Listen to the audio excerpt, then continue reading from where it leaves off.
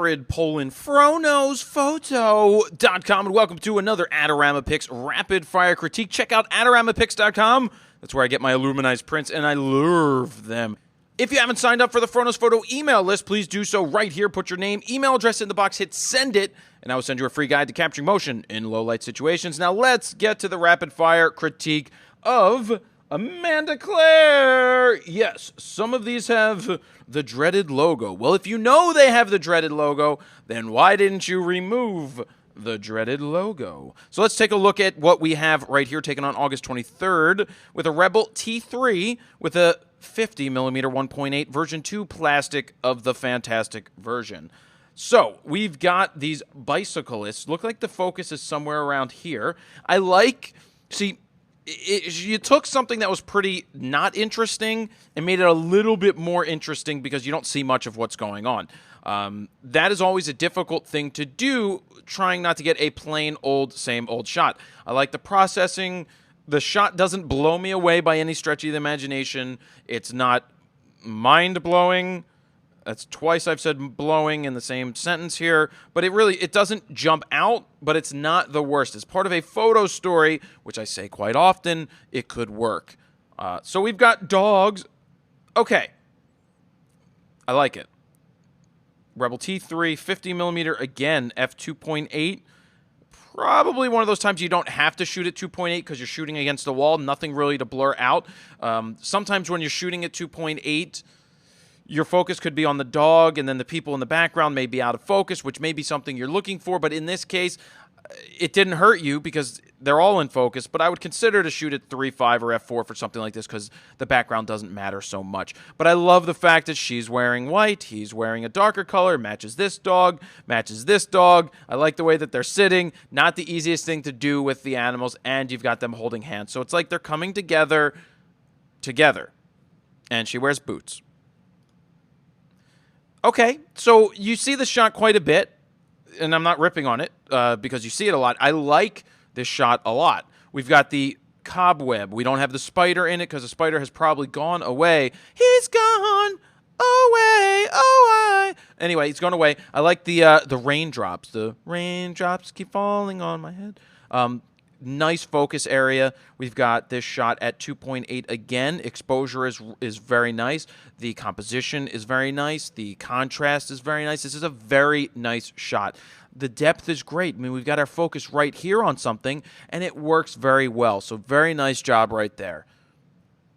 There is Amanda's dreaded, I bet you she wears glasses. That really kills the shot. Get rid of it. You already knew it yourself. It's a boring shot, if it is the first thing that comes to mind. Yeah, we got this windswept thing going on over here. The processing is a little overexposed. I'm not feeling it so much. Not a lot of interest. What could make it better? Because I always want to try to leave with something better. Just this foreground grass is killing me here. Maybe walking off into this, getting at a higher angle to get rid of this. Maybe it's at the bottom corner to create some dimension. Because I like what's going on here with whatever's being windswept. It's just not working with all the foreground elements being right there. It's a tree. So you're shooting up a tree. Oh, now I see. There's a story behind it. You've got somebody loves somebody, K plus A, so it's a love tree. Now, I would try to maybe shoot tighter on the tree so that we can see what it says, because I actually didn't get that at the forefront. Hey, look, she does wear glasses right here. Carved tree, black and white. That's what it's called. Ooh, Wedge Rock, Turkey Run State Park. We've got fake blur going on here. I'm not a fan of the fakeness of the fake blur post-processing. This is something, if it was a lens baby or something like that, yes. Image before works because it has something on the tree. This image doesn't work for me. I don't like the fake blur. We're going to move away from the fake blur now. So we've got Under the Bridge. You know, that's Red Hot Chili Peppers going on. Again, get rid of this logo. Under the Bridge is fine. Maybe if there was a dog sitting here or somebody making out or having sex or something like that, it would add some more interest. Because other than that, it's pretty boring. But what you will notice here is the reflection of the water. The sun is beating down because it was probably shot during very bright time of the day. The light is reflecting back underneath into the wood. So that is good. I like that. But other than that, it is a boring shot. Maybe a tighter shot of whatever this says over here, because I can't see what it says. It's probably like, please don't have sex underneath the bridge. So, yes, moving on. Okay, we got the guy walking the dogs. A little too contrasty, a little too boomified in this case. But again, there's not much interest going on here. No, I don't know why it's not showing the EXIF data, but there's not much interest in this image. Part of a larger story, yes. If the other person... No, it's just... There's not a lot of interest going on. No, I don't like it so much. There we go. We got Droopy Dog. Look at my droopy sad eyes. I'm a sad dog. Why are you taking my pictures? Look at your glasses, Amanda. Your glasses are so interesting. Ooh, I'm droopy-eyed. I like it. I like the real blur. We're at f2.2 is leading us in. I like the vertical because, I mean, horizontal could probably work as well, but this works well vertically. It draws you in. Nice exposure. You can see it's a sad dog, but I like what's going on, so that works out very well. Moving on. These don't do much for me. This tells a story of the building with the wheel to power the mill and whatever. The exposure's nice. The processing's nice, so I can give it definite props for that. 18 to 55, nice job with this lens.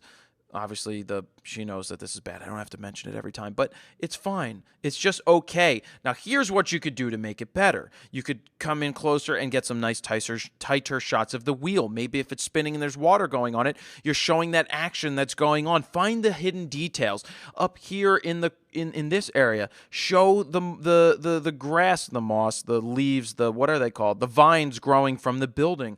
So finding the other details go well in helping you tell the story and making images cohesive, more so than just one image standing on its own.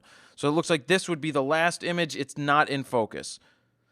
2.8, it's maybe in focus on the nose, but it's got to be on one of the eyes. ISO 1600 on the T3 doesn't work out so well, as you can tell, but we need more focus. If this was in focus, I wouldn't care about the noise or the grain. So something needs to be in focus here, not the nose. The nose isn't the focus, so that's what missed. But if the eye was in focus or this dog was in focus, I could live with the grain and the noise, and I'd be perfectly fine. So Amanda, you've done a nice job here. I want to get back to the rapid-fire critique. You cheated. You added 11 images.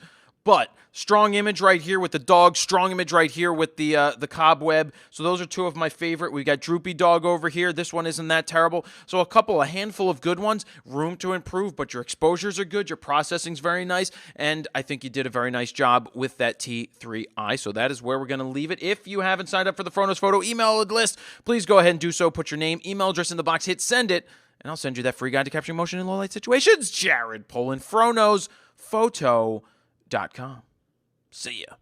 What is this big red button that says subscribe, and what happens if I press it? Well, why don't you guys go ahead and press it and hit the subscribe button, because if you want to be notified when I put up new videos, which is quite often, then you might want to be a subscriber. So go ahead and do that. Thank you guys for your support.